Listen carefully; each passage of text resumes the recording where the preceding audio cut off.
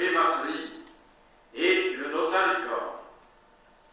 Dans la Thémuria, eh bien, nous sommes lancés en plein anagramme. Par exemple, Noé renversé fait Éon, et nous avons immédiatement une idée autre du patriarche biblique. Ce n'est plus le personnage qui vogue sur une arche plus ou moins réelle, c'est essentiellement une émanation divine, un Éon. On peut dire que tous les mots de la Bible doivent être interprétés d'une manière kabbalistique. Alors, la Kabbale signifie tradition, mais il est extrêmement curieux qu'on puisse le rapprocher d'un mot très connu, du moins des poètes, le mot cavale, c'est-à-dire une jument. Eh bien, effectivement, la cavale emportée dans l'espace étoilé est bien l'image de la purification et de l'inspiration telle qu'elle se trouve dans la cavale. Eh bien, effectivement, nous avons, après cette première image que je viens de vous donner, nous avons une deuxième méthode qui est la gématrie. Et la gématrie attribue à chacun des mots, quel qu'il soit d'ailleurs, eh bien, une valeur numérique. Ce qui fait que chaque mot ayant la même valeur numérique peut s'équivaloir. Autrement dit, si le mot berger, par exemple, a la même valeur que le mot soleil, chaque fois que nous rencontrons dans la Bible le mot berger, nous pouvons le remplacer par le mot soleil. Et nous avons ainsi un sens nouveau, tout à fait nouveau, dans les profondeurs de ces pages plus ou moins inspirées. Je dis plus ou moins parce que de toute manière, la Bible, comme toutes les œuvres traduites, est trahie. Je m'en suis aperçu. À un moment donné, je m'étais amusé, sur l'invitation d'une amie, de commenter les proverbes de Salomon. Et j'avais pour cela 3 traductions. C'était extraordinairement curieux, parce qu'il arrivait par hasard que les 3 traductions coïncidaient. Mais la plupart du temps, elles ne coïncidaient pas du tout. Ce qui fait qu'on est obligé de choisir. La Bible, c'est un choix particulier. Ce n'est pas du tout une œuvre, comment dirais-je, parfaitement rigoureuse. C'est d'abord une œuvre inspirée, et également, celui qui traduit la Bible doit être plus ou moins inspiré. Alors, la troisième méthode serait, par conséquent, après cela, la troisième méthode serait le notaricum, ou l'art notoire. Là, évidemment, nous entrons absolument dans l'indéfini, dans le fantastique, dans l'incommensurable, dans le fantaisiste. Effectivement, c'est considérer que chaque mot est en réalité une phrase dont chaque lettre est l'initiale d'un mot. C'est-à-dire Dieu, par exemple, je peux traduire par, évidemment, divinité, naturellement, infini, éternité, univers. Et nous avons immédiatement une définition de Dieu. Mais il faut avouer qu'il y a dans ce domaine une énorme quantité de méthodes d'imaginaire. La Bible, de toute façon, est un livre, malgré tout, inspiré. Je dis bien malgré tout, parce que lorsqu'on la lit sans en avoir les clés, on est épouvanté de sa sauvagerie et de son ignorance. Il est bien évident, semblerait-il, qu'il faut dépasser cette première vision. C'est un peu comme avec le Coran, où on apprend qu'il faut égorger ses ennemis. Et dans la Bible, on apprend aussi. Et il semble qu'il faille interpréter dans des proportions beaucoup plus vastes ce que l'on est en train de nous dire. Mais je vais remonter, à mon avis, au premier, si j'ose dire, au premier patriarche de la Bible. C'est le patriarche qui s'appelle Abraham. Or, primitivement, il s'appelait Abraham. Et nous avons ce qui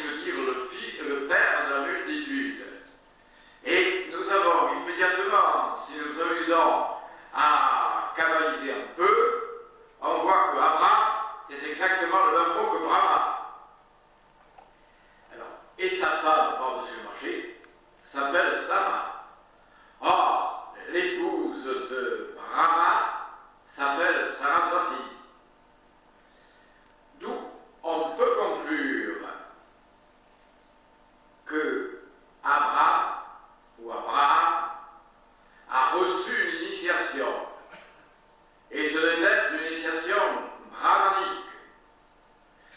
Il a fini par inventer, ou plutôt par s'identifier à Brahma, le Père éternel, l'être colossal qui fait jaillir de lui-même des milliards d'univers et qui les engloutit dans une sorte de respiration cosmique permanente.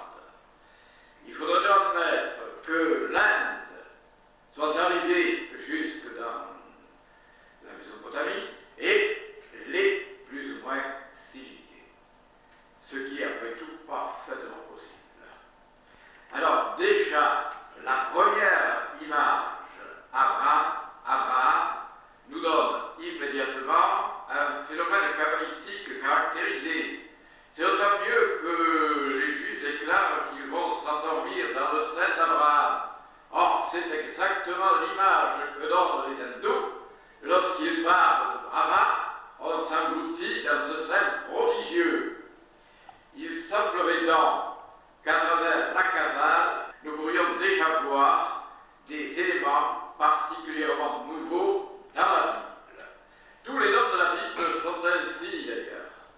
Mais je commencerai par une histoire très simple pour vous dire que le véritable patriarche de la Bible était égyptien et qu'il s'appelait Akhenaton. C'était une nuit magnifique, vers l'an 1352 avant Jésus-Christ, et dans une salle étaient réunis 12 initiés autour du pharaon sublime, fils du soleil, j'ai nommé Akhenaton. Il y avait à côté de lui une femme d'une grâce merveilleuse, dont le buste, naturellement, a étonné tout le XXe siècle, je parle de Néfertiti.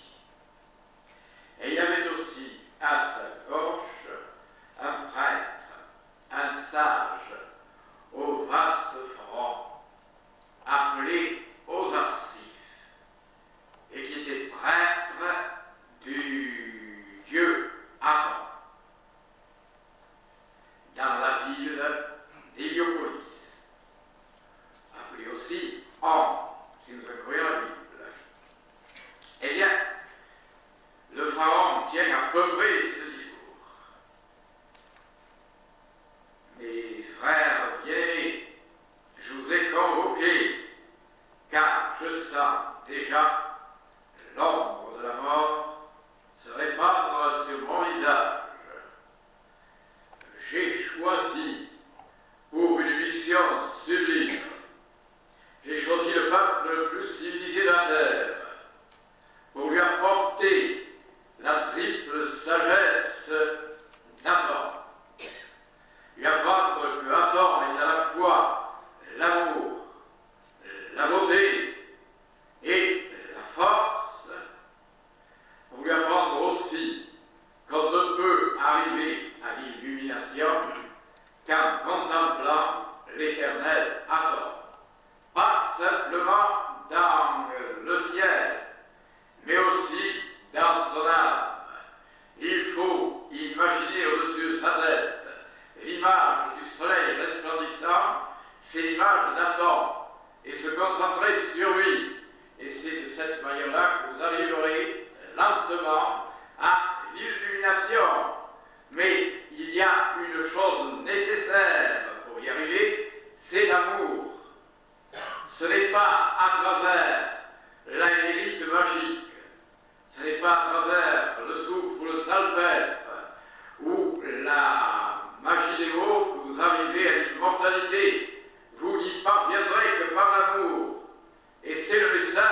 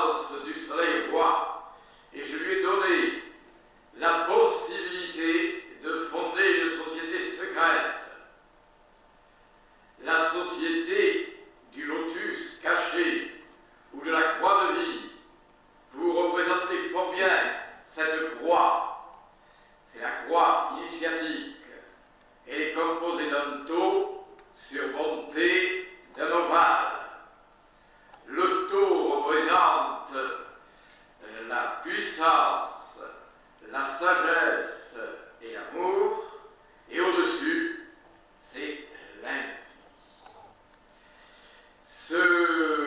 Cette image peut être représentée aussi par un lotus. Au-dessus du dos fondamental s'épanouit le lotus des sages.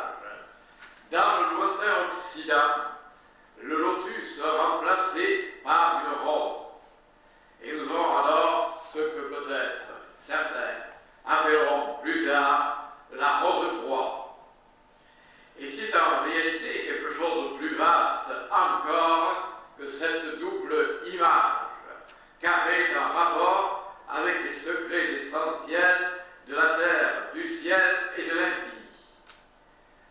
Or, je donnerai donc à Néfertiti le pouvoir de transmettre des initiations secrètes.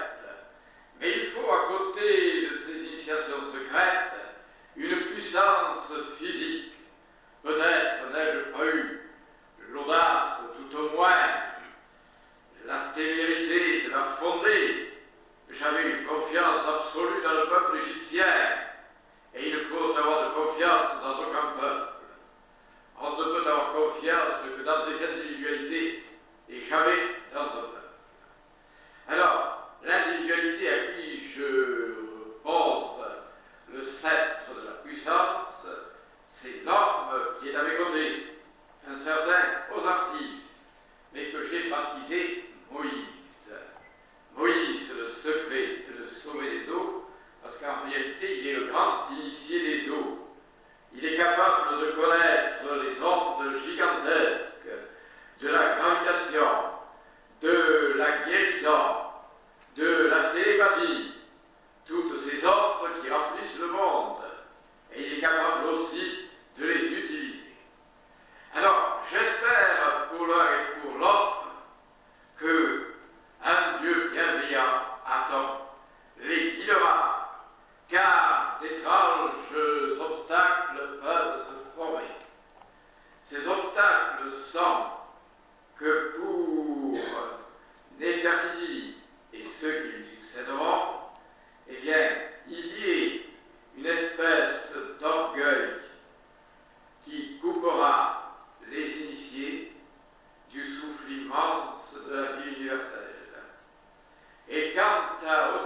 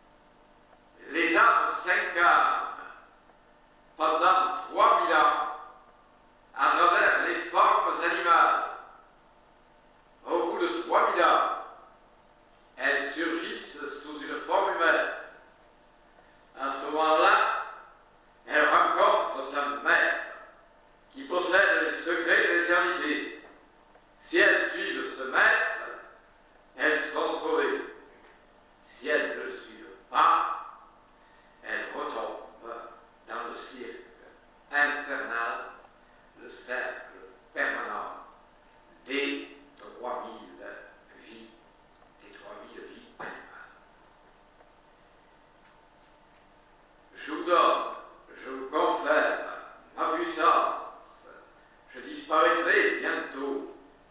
Vous ne saurez pas comment je disparaîtrai. Il est possible que je rentre tout simplement dans la dimension cachée et que mon corps ne soit jamais plus retrouvé par les êtres humains.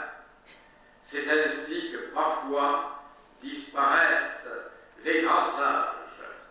Il est possible aussi que je meure tranquillement, empoisonné par mes ennemis, mais sachez que j'aurai la pleine lucidité de ce qui m'arrivera et qu'à ce moment-là, mon âme divine montera dans le soleil éternel dont je suis l'émanation et le représentant. Les grands maîtres, le grand maître se tut, une sorte de comète, si j'ose dire, surgit miraculeusement au-dessus de la salle sans toit, car il ne faut pas oublier que les salles de Tel El-Amarna n'avaient pas de toit, et les initiés sentirent dans leur cœur comme une onde divine les pénétrer. Alors, comme je vous l'ai dit, Moïse était donc le disciple d'Akhenaton. C'est extrêmement bien marqué, si j'ose dire, dans le sens que on le trouve en tradition. Sans doute, on a prétendu que Moïse n'avait jamais existé, qu'il était simplement l'incarnation du génie du peuple juif. Nous pensons qu'il a réellement existé, et qu'il a existé à l'époque d'Akhenaton. Il fut, si nous en croyons Flavius Joseph, le chef de ses armées, et il aurait mené des campagnes victorieuses, ça lui ressemble assez bien, dans la riche Éthiopie. Il aurait été en quelque sorte comme le vice-roi le plus puissant après Akhenaton lui-même. Comme Akhenaton avait pour Moïse une très grande amitié, il le laissait plus ou moins agir. Cette chose inattendue prouverait, d'ailleurs, comme on pourrait le croire, que tout ce que nous savons sur Amenophis IV est en quelque sorte entaché d'inexactitude. On vous a dit que le royaume d'Égypte avait été envahi à son époque. C'est faux, il n'a jamais été envahi, du moins tant qu'il vivait. On nous a dit qu'il y avait une révolution sanglante. Je crois que c'est inexhaustif. En réalité, dans tous les domaines, le domaine de l'art, comme le domaine de la métaphysique, et le domaine de la poésie, le rayonnement de l'Empire sous Amenophis IV était infini. Ce fut un des plus hauts sommets de l'histoire de l'Égypte. Après la mort du pharaon, comme je vous l'ai dit, il y eut un curieux tremblement, si l'on veut. Après sa mort, ce fut Sénencaré qui prit la direction des opérations, qui fut pharaon. Il dura à peu près une année. Après Sénencaré vint Toutankhamon, qui, lorsqu'il eut atteint l'âge de 18 ans, qui était l'âge de raison, si j'ose dire, de majorité pour les pharaons, revient à son illustre père. Et il fut en quelque sorte, il essaya d'être le rénovateur de l'atomisme. Naturellement, il a disparu, tué par des prêtres d'Amon. On a retrouvé sa momie avec 2 trous à la base du crâne.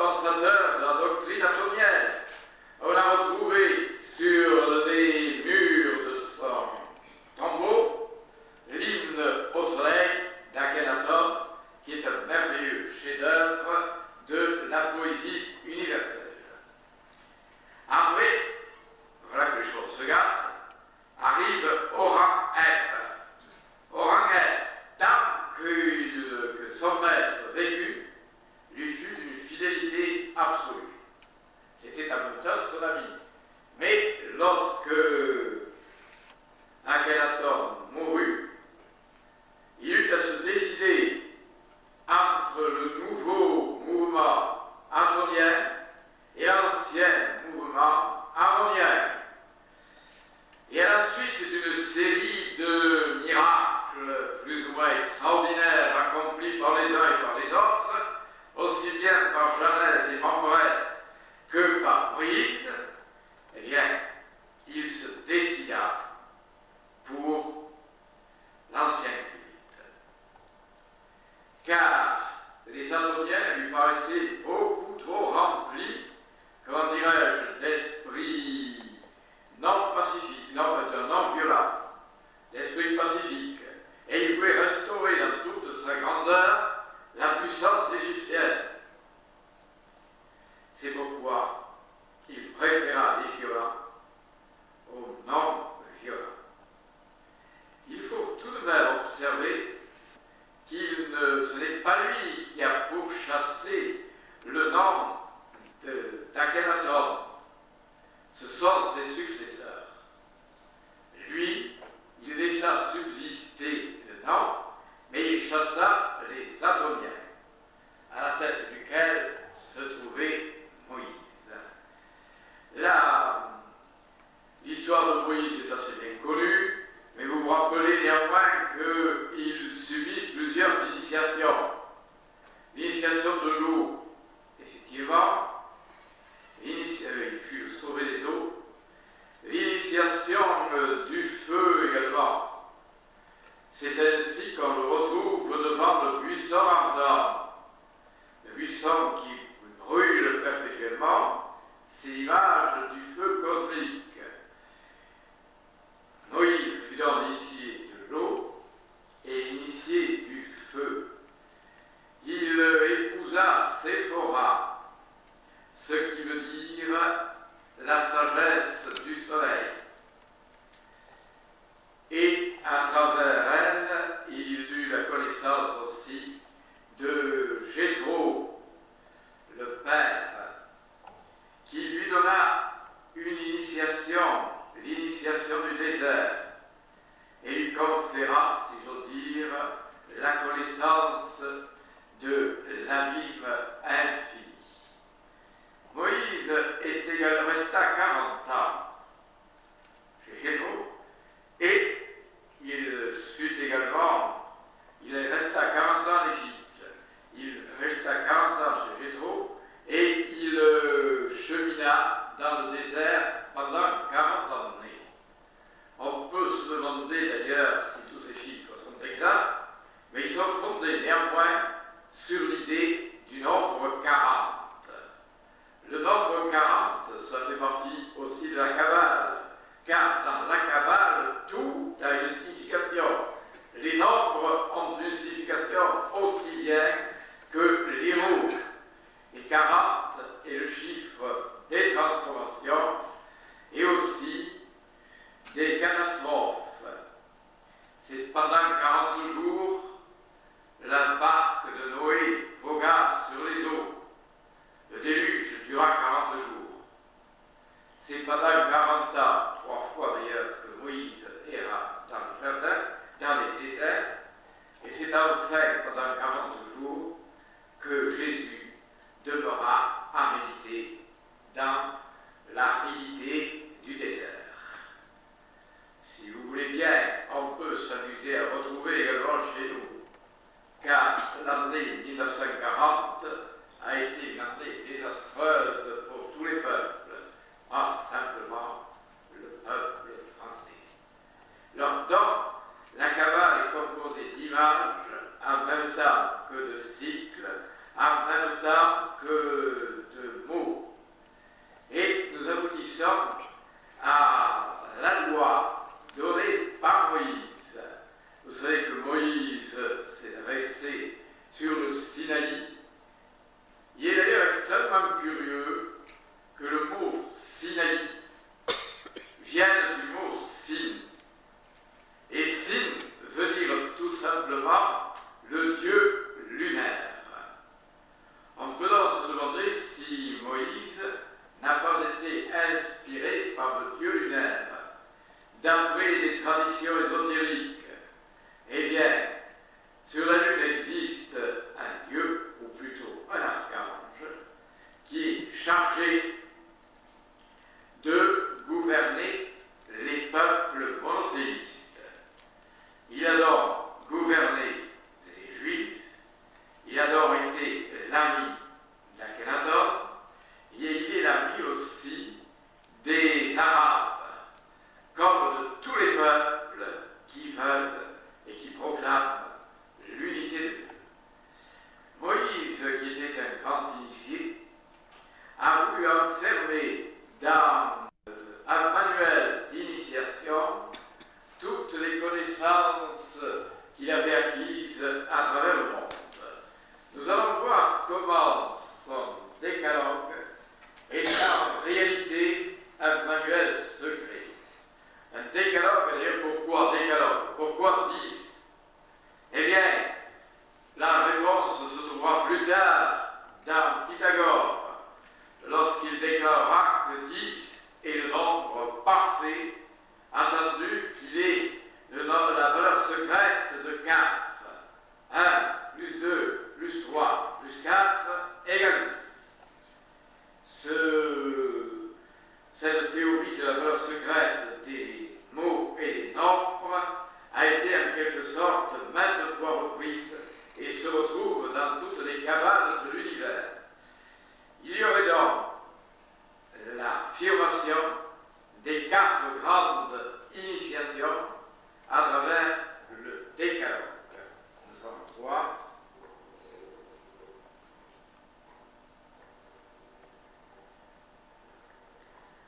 Je suis Yahvé, ton Dieu, qui t'a fait sortir du pays d'Égypte et de la maison de servitude.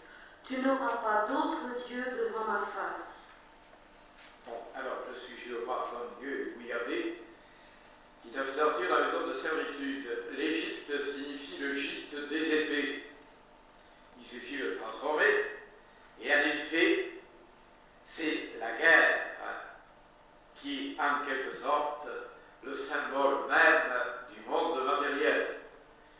Jéhovah, ou Yahvé, est en quelque sorte le grand maître de la liberté et de la justice.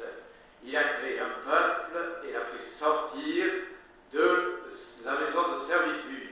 Et c'est le peuple des initiés. Ensuite, Tu ne feras pas d'image taillée, ni aucune figure de ce qui est en haut dans le ciel, ou de ce qui est en bas sur la terre, ou de ce qui est dans les eaux au-dessous de la terre. il est très curieux, hein? Pas d'image taillée. Ce qui veut dire que, d'une manière générale, tous ceux qui représentent Dieu sous une forme humaine ou sous une forme animale sont rejetés par les véritables initiés. Or, ceux qui représentent Dieu sous une forme humaine, hélas, c'est le christianisme. Le christianisme ne peut pas se vanter de sortir du judaïsme. Il a dit en quelque sorte la négation totale. Car effectivement, seul l'islam pourrait admettre qu'il sort du judaïsme, car il ne représente jamais, il ne donne jamais de forme humaine ou d'image quelconque à la majesté divine qui est infinie, parfaite et irreprésentable. Alors à ce moment-là, nous commençons à savoir que pour les initiés, toutes les religions qui représentent des formes humaines sont à rejeter. Et d'une manière générale, toutes les religions dogmatiques. C'est le commencement de la sagesse.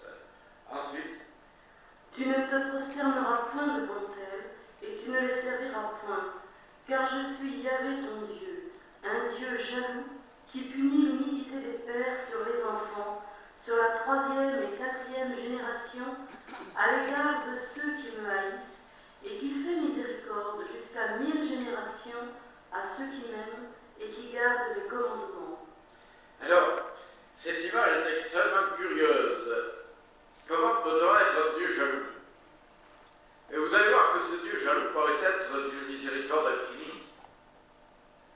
Il punit l'iniquité des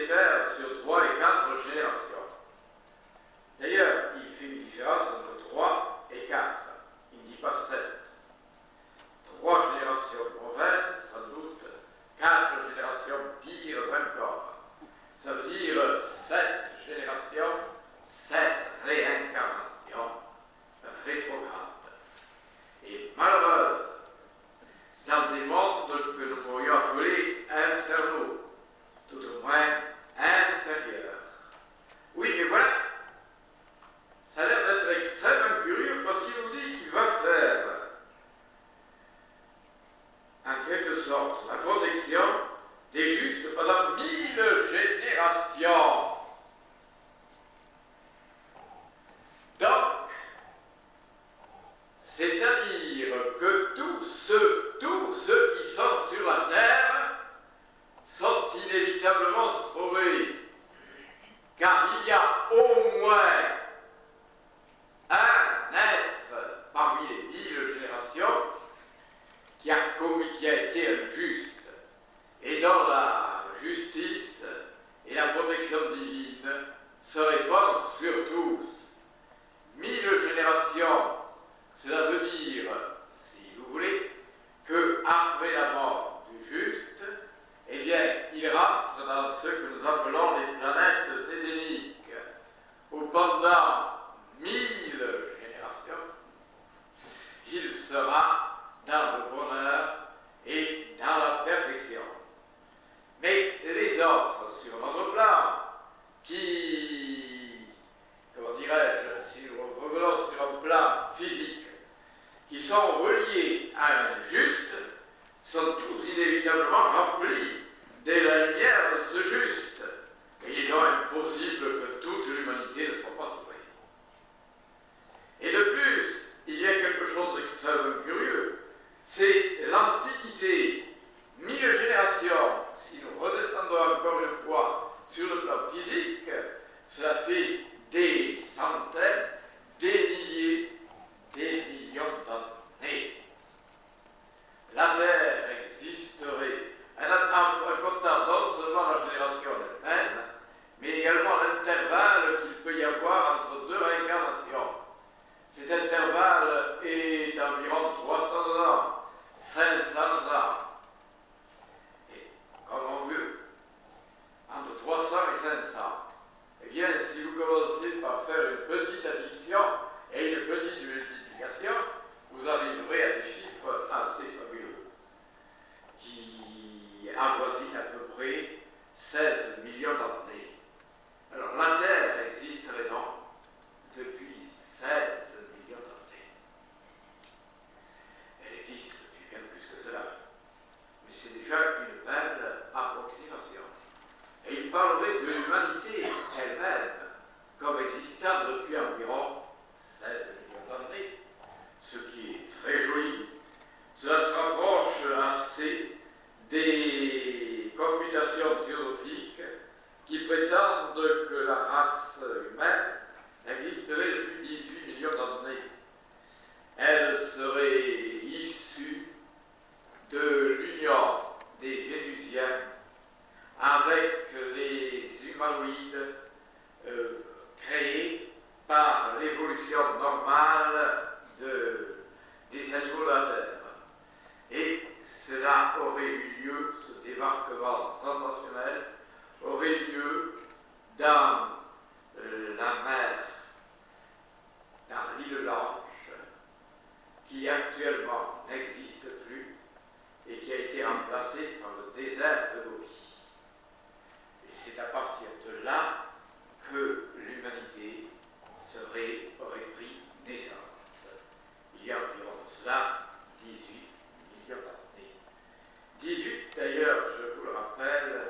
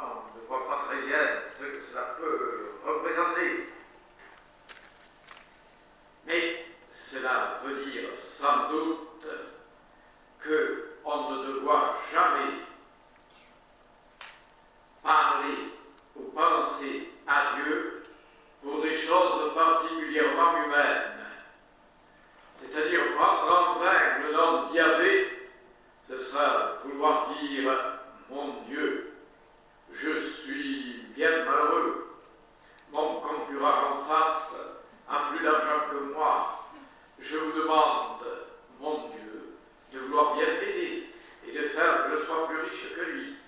C'est prendre le nom d'Yahvé en vain. C'est faire, c'est rabaisser jusqu'à ces petitesses humaines, tout à fait humaines, ce que font fréquemment, je suis certains charismatiques, de prendre Dieu, l'Éternel, l'infini et l'absolu pour résoudre ces petits problèmes humains, et je dirais même trivialement humains. On ne doit jamais s'occuper de choses matérielles en faisant appeler, en appelant Dieu pour nous aider dans ces, comment dirais-je, ces démarches tout à fait intérieures. C'est, me semble-t-il, ce que l'on peut faire ressortir de cette parole si mystérieuse de Moïse. Ensuite, souviens-toi du jour du sabbat pour le sanctifier. Pendant 6 jours, tu travailleras et tu feras tous tes ouvrages. Mais le 7e jour est un sabbat consacré à Yahvé ton Dieu. Tu ne feras aucun ouvrage, ni toi, ni ton fils, ni ta fille, ni ton serviteur, ni ta servante, ni ton bétail, ni l'étranger qui est dans tes portes. Car pendant 6 jours, Yahvé a fait le ciel, la terre, la mer et tout ce qu'ils contiennent, et il s'est reposé le 7e jour. C'est pourquoi Yahvé a béni le jour du sabbat et l'a sanctifié. il semble bien, si nous employons Béron et même Flavius Joseph, que les jours n'étaient pas des jours de 24 heures, mais d'immenses périodes qui pouvaient durer des milliers ou des millions d'années. Les jours étaient des jours cosmiques. Alors, qu'est-ce que cela veut dire que Dieu a travaillé, si j'ose dire, pendant 6 jours, même cosmiques, et s'est reposé le 7e? Il semble que ce soit plutôt un appel à la perfection humaine. Nous devons penser à Dieu au moins un jour par semaine et consacrer ce jour à la méditation, à la prière et aux révélations. Le jour immédiatement transformé ainsi n'est qu'un jour symbolique, bien entendu, et nous aboutissons néanmoins à cette idée qui est parfaitement ancrée chez les maîtres, c'est que sur les 24 heures dont dure la journée, il faudrait en consacrer au moins la 7e partie à la divinité.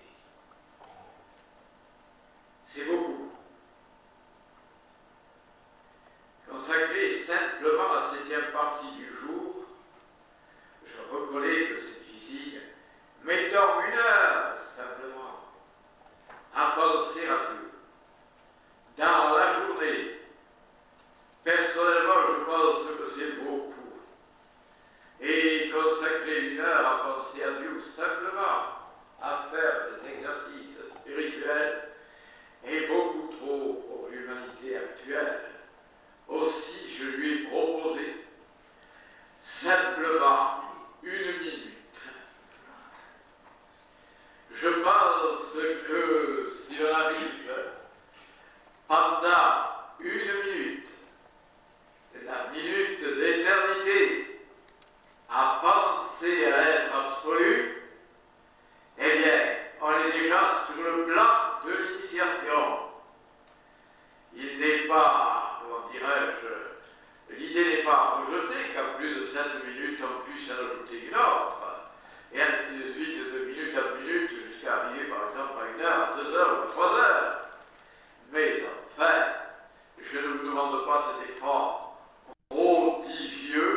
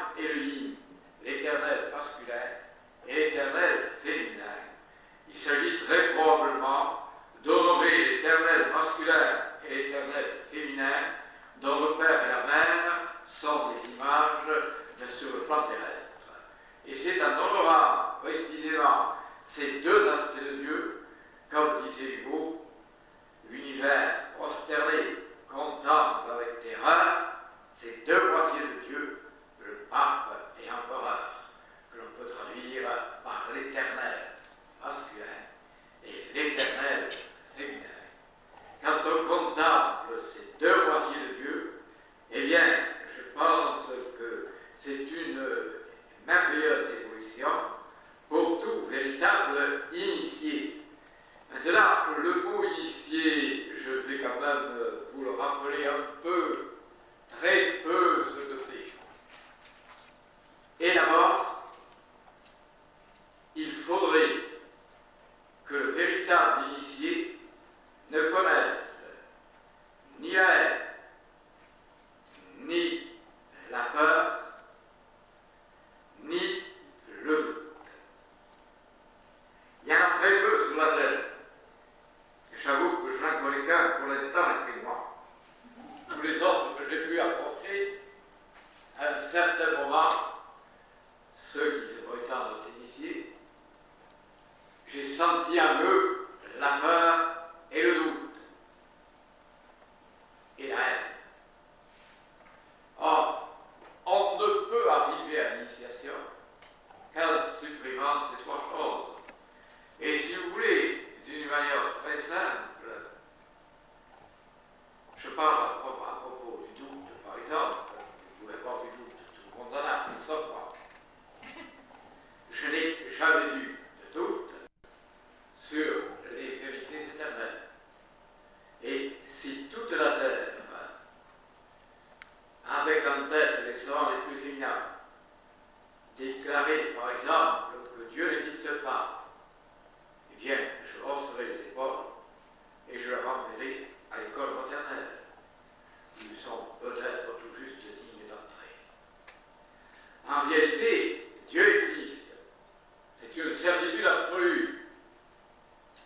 Mais ce n'est pas le Dieu des religions qui est une caricature effroyable. C'est le Dieu des philosophes. Le Dieu en dehors du temps, de l'espace et de la causalité, qui est à la fois créateur de valeur et créateur de l'être, qui est à la fois amour, sagesse, beauté, puissance, joie. Et c'est en même temps l'axe même du cosmos. Rien n'existe que par lui. Tous les autres sont des fantômes. Et lui seul est l'être véritablement existant. C'est une des vérités fondamentales que connaissent tous les véritables initiés. Alors la deuxième des fondamentales, si vous voulez, ce serait que Dieu est éternel, mais que l'âme peut être aussi immortelle. Elle a peut-être pris naissance à un moment donné, mais elle ne mourra jamais. Elle est éternelle. Et de plus, elle sera toujours sauvée. Tous les êtres sont élus, tous les êtres sont appelés. Aucun ne sera détruit et aucun ne sera châtié éternellement. C'est la première et la deuxième vérité. Tous ceux qui vous parlent d'enfer éternel sont de faux prophètes. Et en même temps, ils feront leur propre malheur et le malheur des autres. C'est pour avoir cru à l'enfer éternel qu'il y avait l'Inquisition. C'est pour avoir cru à l'enfer éternel que l'on a exterminé les Vaudois, les Albigeois et les premiers protestants. En réalité, l'idée d'enfer éternel est une des folies les plus monstrueuses que l'ignorance ait pu souffler dans un cerveau humain. Alors il n'y a donc pas d'enfer éternel. Et il n'y a pas non plus ce que j'appellerais la destruction totale. Il y a effectivement, à côté de cela, des esprits qui refusent d'admettre, évidemment, qu'il y ait enfer éternel et qui le remplacent par l'idée de destruction. À un moment donné, peut-être, on pourrait croire que c'est assez judicieux. Pendant l'Antiquité, beaucoup de stoïciens imaginaient que ceux qui réfléchissent sur les idées participent de l'éternité des idées et que par conséquent ils sont éternels comme elles. Et que ceux qui ne s'occupent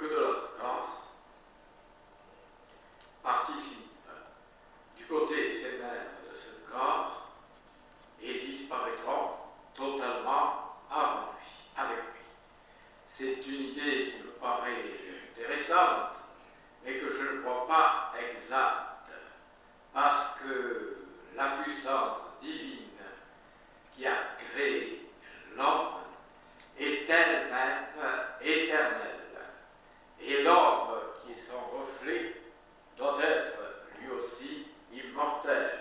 Ce n'est qu'un commencement, comment dirais-je, de raisonnement. Il y en a d'autres. Ce raisonnement est très simple. Quand un père a créé un fils, il sait très bien, c'est le Père éternel, et il sait très bien quelle sera comment dirais-je, la destinée du fils, il lui doit de nombreuses expériences pour en quelque sorte qu'il puisse recommencer jusqu'au moment où il atteindra la perfection. L'idée était assez amusante, une image assez amusante qui avait été donnée, je crois, par un mystique chrétien, ou plutôt universel. Tous les matins, nous allons à l'école. Et le maître d'école, qui a une étoile et un triangle sur la tête, et qui est Dieu, nous dit, apprends le décalogue. C'est là. Et si tu l'as appris, eh bien, tu seras reçu. Le soir, l'écolier arrive. Il est vieux. Il se traîne. Et il apporte son devoir. Et le maître d'école lui a dit oui, tu as compris par exemple qu'il ne fallait pas tuer. Oh, très bien. Mais tout le reste, tu reviendras demain jusqu'à ce que tu aies accompli les lois de Moïse qui sont en réalité les lois de l'initiation. Alors après, je ne crois pas, comme je vous l'ai dit, qu'il puisse y avoir une destruction totale. Ce qu'il peut y avoir, c'est un endormissement. C'est-à-dire que l'être qui ne croit pas à la vérité puisse s'endormir pendant des siècles peut-être dans les abîmes du plan astral avant de se réveiller. Il n'aura pas commis de meurtre, donc il va être puni, il n'a rien fait de mal, mais il a commis quand même une sorte de crime contre l'esprit, car il a refusé la vérité. Et la vérité le refusera pendant quelques siècles ou quelques années. Cela dépendra de son entêtement athéiste. Continuons. Tu ne tueras pas. C'est net. Il n'a pas dit tu ne commettras pas d'homicide. Il a dit tu ne tueras pas. C'est absolu. Et tous ceux qui sont pour la peine de mort sont des ennemis de la vérité divine. Car ils admettent que l'on doit tuer. Or, ici, tu ne tueras point est absolu. Il s'agit de ne pas tuer un être humain, mais de ne pas tuer aussi quel qu'il soit, que ce soit un criminel ou un dictateur, le pire des criminels. On ne doit tuer personne. C'est clair. Mais là, si on continue dans cette optique, c'est la suppression de toutes les guerres. Aucune guerre ne doit être admise, puisque tu ne tueras point. C'est pourtant très net. Mais à côté des guerres, il y a aussi les révolutions. Il y a les révolutions pacifistes. Il y en a très peu, mais il y en a. Et la plupart des révolutions sont effroyablement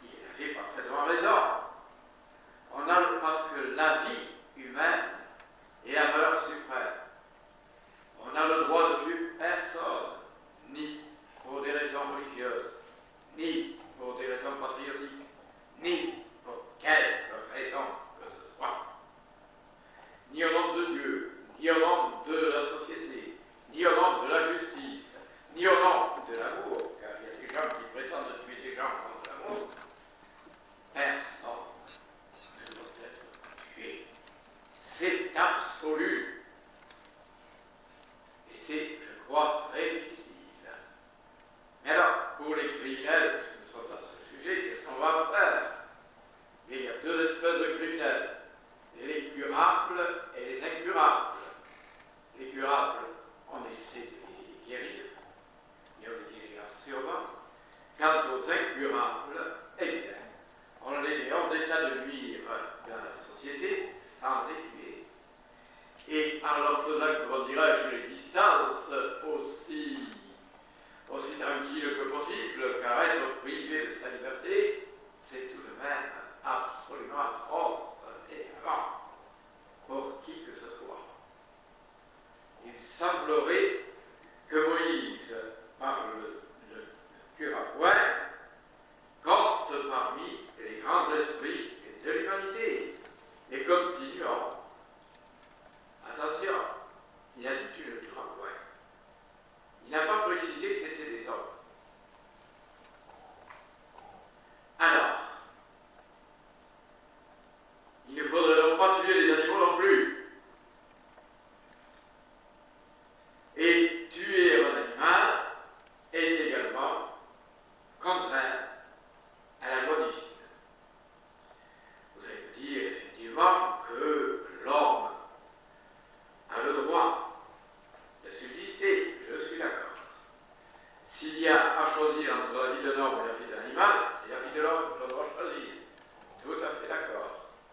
Mais s'il n'en est nul besoin, si par exemple la chasse ou la pêche qui massacrent des êtres vivants ne sont pas imposées par des nécessités économiques absolues,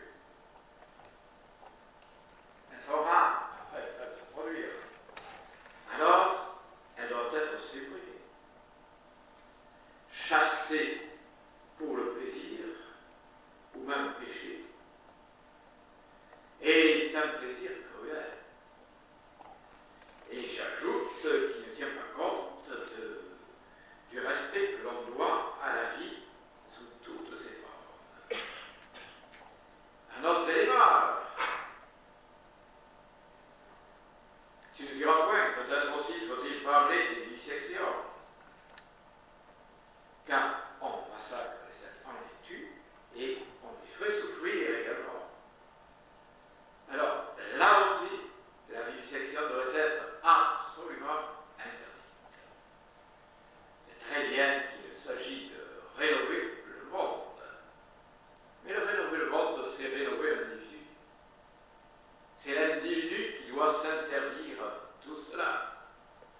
Quant aux autres, eh bien, il y a toujours ce qu'on appelle le karma, et le karma ne se laisse jamais fléchir. Tout ce que vous avez fait aux autres vous sera rendu intégralement. Là, vous allez me dire, et alors, oui, je suis bien, pas de chasse, pas de pêche, pas de guerre, pas de révolution sanglante. D'accord.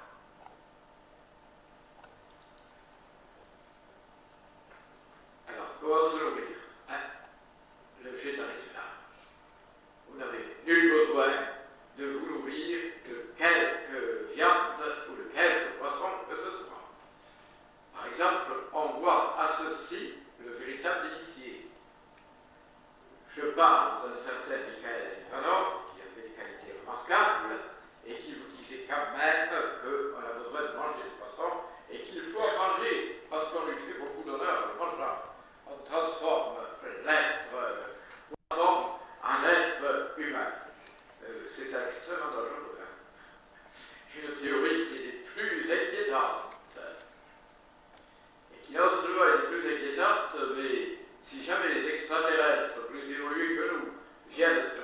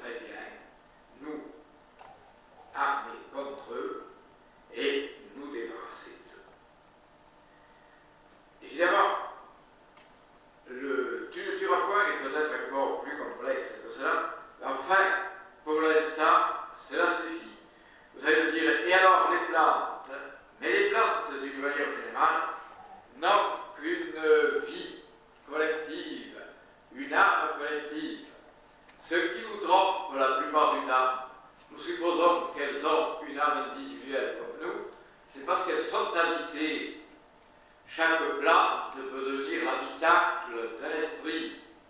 Et c'est l'esprit lui-même qui aura alors des réactions que vous voyez. Ce n'est pas la plante en soi. Comment dirais-je, une salade née, une salade, si j'ose dire. Et manger une salade n'est pas plus grave que couper un cheveu, et encore. Mais il peut y avoir, dans un arbre par exemple, un esprit logé dans l'arbre qui, lui, peut avoir des réactions de plaisir, de joie, de choix, de refus. Et je crois que cette distinction est rarement faite. En réalité, je l'ai vu, semble-t-il, sous aucune plume. Et pourtant, elle est immédiate, étant donné que tout est plein d'âmes et qu'une multitude d'âmes s'incarnent un peu partout. S'incarnent, ou plutôt prennent des habitacles. C'est ce qu'on appelle, ce qu'on pourrait appeler des possessions spirituelles. L'arbre ne souffre pas, mais il peut très bien avoir en lui un esprit qui est à l'intérieur de l'arbre et qui se sert de l'arbre comme habitacle, et avec qui vous pouvez avoir des rapports d'amour, de haine, de refus, de joie, de plaisir, etc. Il semblerait donc qu'il y ait dans tu ne tueras point des abîmes infinis. Ensuite, Tu ne commettras point d'adultère. oui, et là, évidemment, cela nous pose des problèmes. Qu'est-ce que c'est que l'adultère? C'est avoir, comment dirais-je, une vie extra-conjugale, une vie sexuelle extra-conjugale. D'accord. Mais le mot adultère à propos de quel mariage? Car enfin, si vous connaissez la Bible, vous savez par exemple que les patriarches eurent plusieurs épouses, et je vous rappellerai notamment l'histoire de Salomon. Il avait 1000 épouses, 700 d'un rang inférieur et 300 d'un rang supérieur, mariés légitimement avec lui. J'avoue que dans son cas, s'il arrive à être adultère, eh bien, je dis pardonnable quand même. Et en fait, c'est assez rarissime. Alors, pour les patriarches, voilà un mariage multiple.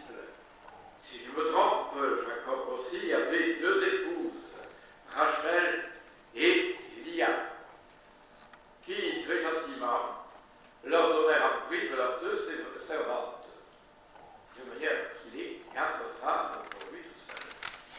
Alors, probablement à ce moment-là, il n'a pas tellement envie d'être adultère. Alors, voilà ensuite le mariage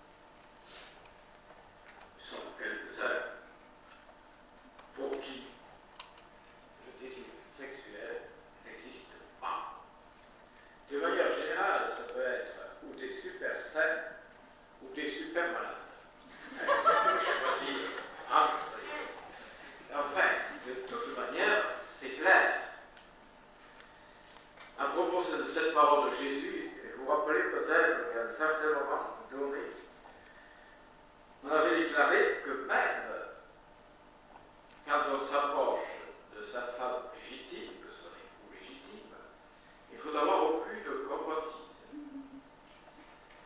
C'est ce qui avait été dit il y a une dizaine d'années à Rome, et les Italiens se sont singulièrement amusés. Quoi qu'il en soit, ce qui nous intéresse, c'est de ne pas être adultère vis-à-vis de la dignité. Le reste n'a aucune importance. Actuellement, nous vivons tous un adultère. C'est extrêmement simple, presque tous. Entendu qu'il y a mariage, divorce et remariage. Ça fait toute une série d'adultères successifs. De plus, oui, il y a les mariages et les divorces se multiplient d'une manière effarante. Et quand vous avez plusieurs mariages successifs, vous avez également plusieurs adultères successifs. Plus vous êtes mariés, plus vous êtes adultères. Nous sommes en pleine, comment dirais-je, en pleine facétie. Alors, le résultat, je pense, c'est qu'effectivement, cela veut dire être fidèle au Dieu véritable qui est en dehors de toutes les religions. Ensuite, Tu ne déroberas point. Et ne point dérober, c'est facile à dire, mais on vole. Beaucoup de gens volent. Actuellement, d'ailleurs, presque tout le monde, je ne dirais pas presque tout, n'exagérons pas, mais presque tout le monde est volé au moins.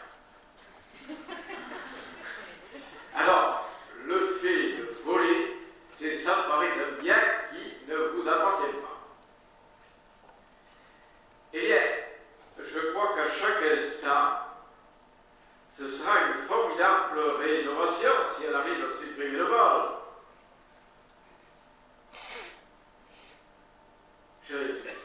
Le commerçant qui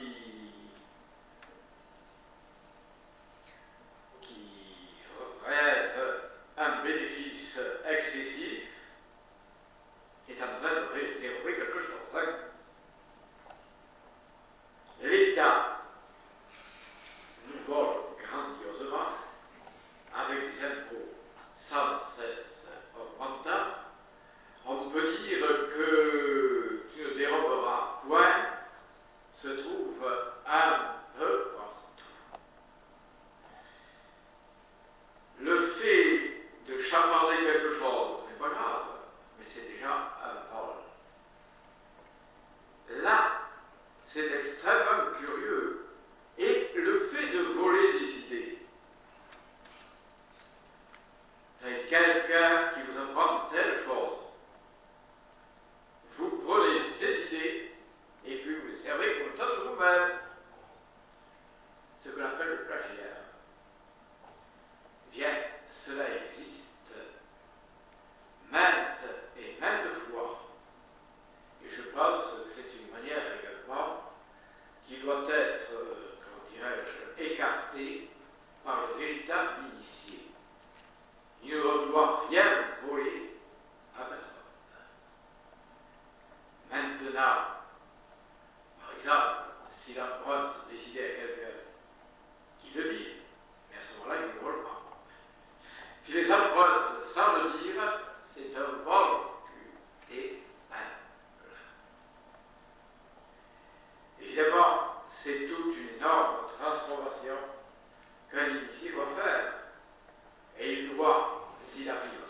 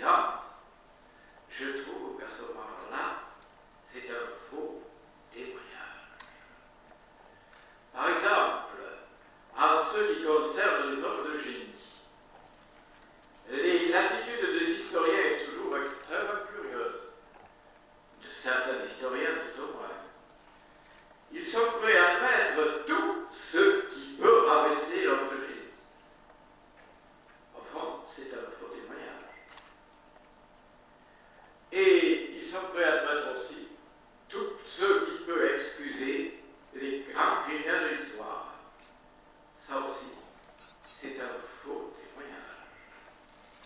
Il est très difficile. On peut faire de faux témoignages d'une manière inconsciente, mais il faut justement faire attention. Vous n'aimez pas quelqu'un, par exemple, hein, et on vous dit de lui des choses atroces. C'est sûr. Vous êtes persuadé que c'est vrai, puisque vous ne l'aimez pas. Eh bien, c'est contre ce, comment dirais-je, cet état d'âme qu'il faudrait que le véritable initié doit également se protéger. Car enfin, ce n'est pas parce que quelqu'un est votre ennemi qu'il n'a commis que des crimes. Vous n'êtes pas obligé de croire toutes les calomnies que l'on peut dire sur lui. Alors, je crois qu'il faut avoir un certain détachement. Par exemple, je me souviens d'un livre dans lequel on prétend que Hugo est un tueur sexuel. Pourquoi? J'ai cru comprendre que ce n'est parce qu'il avait eu comme maîtresse Alice, la femme d'un de ses fils, que ce fils avait fini par avoir un accident. Ou plutôt qu'il était mort d'ailleurs d'une rupture d'anévrisme. Mais comment le savoir? On ne sait même pas si Hugo a, comment dirais-je, partagé les faveurs de sa belle-fille Alice. C'est plus que douteux. Il n'y a aucune espèce de preuve. D'autant plus qu'à la mort de son mari, elle s'est empressée de se remarier. Si elle était véritablement la maîtresse de Hugo, on ne voit pas pourquoi elle l'aurait fait.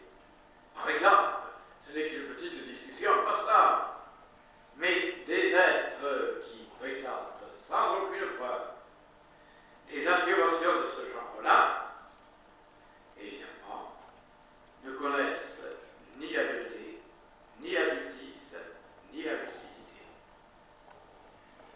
L'avenir, peut-être, leur apportera tout cela. Voilà ce que c'est que de mauvais témoignages. Continuons. Tu ne convoiteras pas la maison de ton prochain. Tu ne convoiteras pas sa femme, ni son serviteur, ni sa servante, ni son bœuf, ni son âne, ni rien de ce qui lui appartient. Vous remarquerez l'ironie de cette phrase. Tu ne convoiteras pas la maison de ton prochain. Tu ne convoiteras pas sa femme, ni son serviteur, ni sa servante, ni son bœuf, ni son âne, ni rien de ce qui lui appartient. Si nous prenons la chose à la lettre, ça veut dire qu'une maison égale un bœuf, égale une femme, égale un âne, etc. Non. Car ce n'est pas du tout la valeur de la chose qui importe. C'est le souhait, le désir que l'on a pour elle. Si vous convoitez quelque chose, tant mieux et tant pis pour vous. Car n'ayez pas peur, la puissance de la pensée et du désir est infinie. Si vous souhaitez la